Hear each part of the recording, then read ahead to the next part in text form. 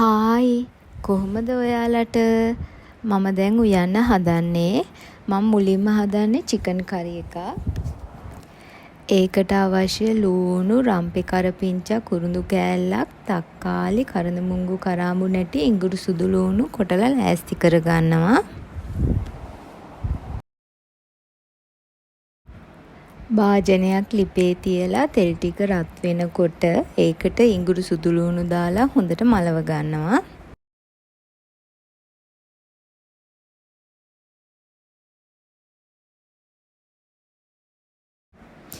මේක ටිකක් බැදිලා රන්වන් පාට වෙනකොට මම ඒකට ලූණු, රම්පේ කරපිංචා, කුරුඳු, කරඳ මුංගු, කරාඹු නැටි දාලා මේක හොඳට කවලම් කරගන්නවා.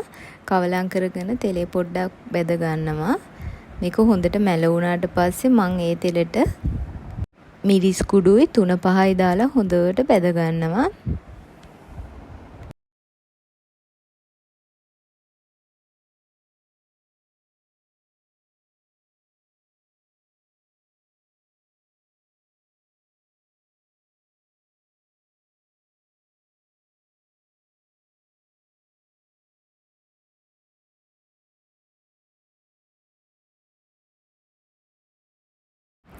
මේක හොඳට බැදුනට පස්සේ හොඳට පිරිසිදු කරගත්ත චිකන් ටික මේකට එකතු කරලා මේ මිශ්‍රණයත් එක්ක හොඳට කවලම් කරගන්නවා.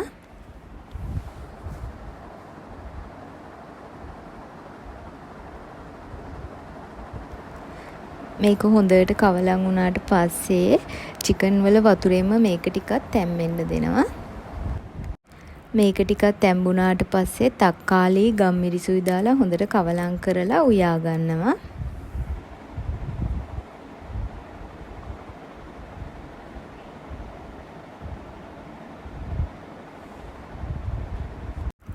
ඊළඟට මම හදන්නේ දඹල කරි එකක්. හීනියට කපාගත්ත දඹල ටික භාජනයකට දාලා ඒකට ලූණු, රම්පේ කරපිංචා, කුරුඳු කෑල්ලක් දාලා පොඩ්ඩක් කවලම් කරගන්නවා. මේකට මිරිස් කුඩු 3-5 කහ ලුණු දාලා හොඳට කවලම් කරගන්නවා.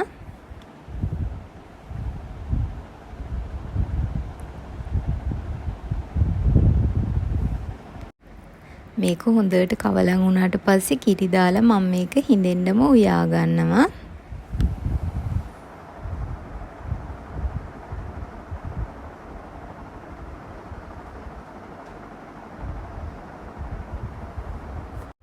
මම දැන් හදන්නේ බටු කරි එකක්. ඒකට මම කපාගත්ත බටු වලට මිරිස් කුඩුයි 3-5යි ලුණුයි දාලා පොඩ්ඩක් සීසන් වෙන්න තියෙනවා. දැන් ඒකට අවශ්‍ය ලූණු, රම්පේ කරපිංචා, කුරුඳු මම ලෑස්ති කරගන්නවා.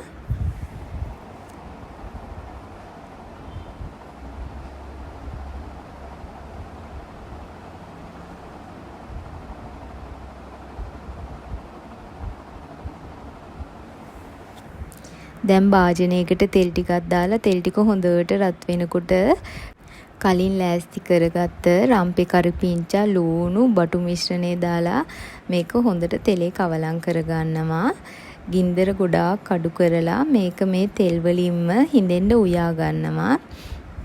මේ බටු එක මේ විදියට ඉව්වම පුදුම රසක් තියෙන්නේ. මම මේ හදන්නේ කරවිල සම්බෝලයක්. මම මුලින්ම කරවිල ටික හීනියට පෙති කපා ගන්නවා. මේ කපාගත්ත කරවිල ටික තෙලේ හොඳට බැද ගන්නවා.